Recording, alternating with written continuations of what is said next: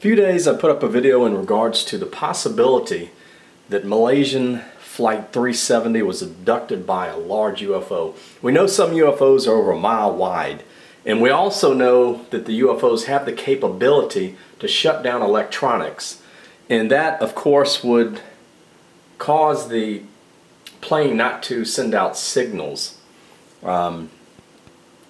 So we know this occurred at missile bases. UFOs will be seen in the area and all electronic devices will be shut down. This of course with intentions to protect the world from nuclear disaster created by mankind.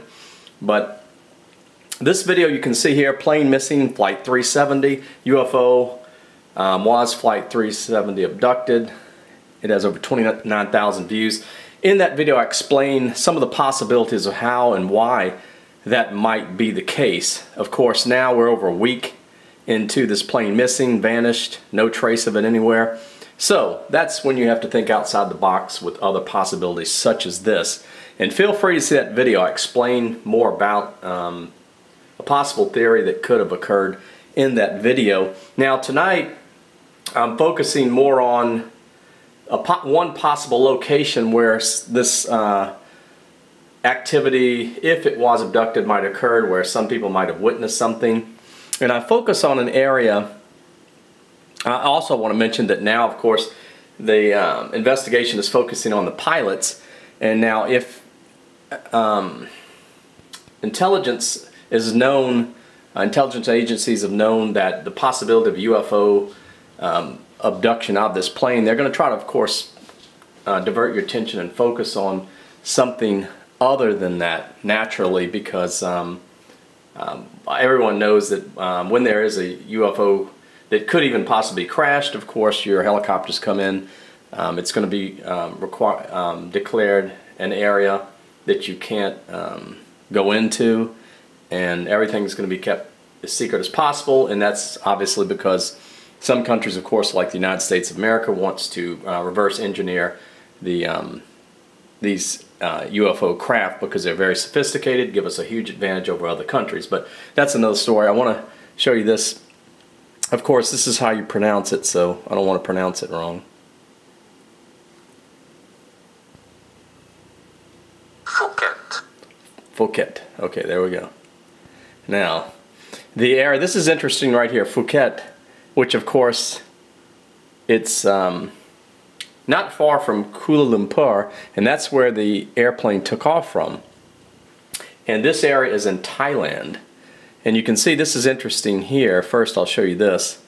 Now, of course we know the plane went missing on March the 8th. This is Wednesday, March the 12th. So 4 days later, this was reported to UFO hunters. We have just witnessed multiple objects flying across the sky from north to south along the west coast of Phuket. There was firstly a large cluster of about 50, followed by another 3 or 4 groups around 5. They had varying speeds and trajectories, but all heading south. They flashed with varying intervals. They were too fast to be normal aircraft, and too many of them. They did not fade or drop in the sky, but seemed to be flying to a destination, some climbing to reach an altitude along the main group, with the main group. Did anybody else witness this around 8 p.m. on the 12th of March 2014? So that's pretty interesting right there. And you know what's interesting about this is a cluster of 50. That's really interesting right there. And so, and that's 4 days later. And note the area of this, okay? Here's where the plane took off, and note the area of this location where this is, because this is just part of what I'm about to show you here, which becomes even more interesting. Okay. Earlier, police in Malaysia disclosed that they had 9 witnesses reported of aircraft noise and lights being seen in the northeast of the country, near the border of Thailand, after the plane's last recorded sighting on civilian radar systems. Now that's interesting because this location that they're giving right there is right about where this UFO was seen here, which was a few days later. So that's pretty interesting right there. And then here, let's see. The The new claims followed two early statements by businessmen and a fisherman that had seen an aircraft's low light in the sky before they disappeared. But that's interesting because that places this. These nine witnesses are placing this aircraft noise and lights in very close to the area right here, where this one's reported 4 days later, and it even gets more interesting. Now here's a map you can see closer of Malaysia.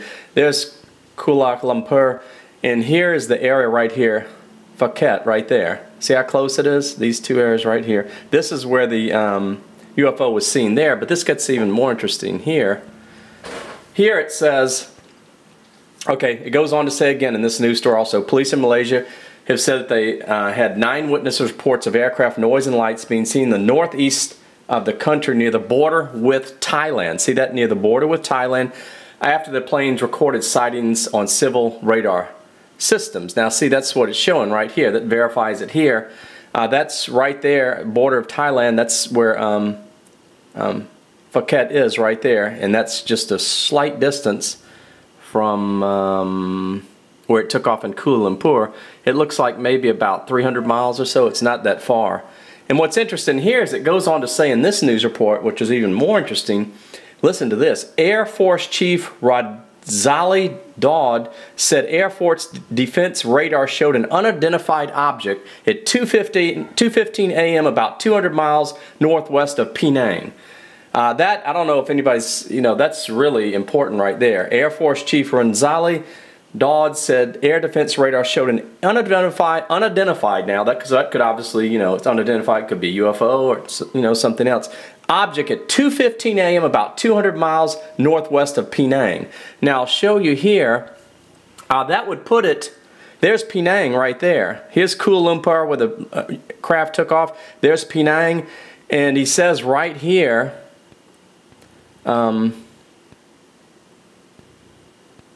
200 miles northwest of Penang. Now take a look at this. That's very interesting because that would put it right at about where Phuket is right there. Phuket right there.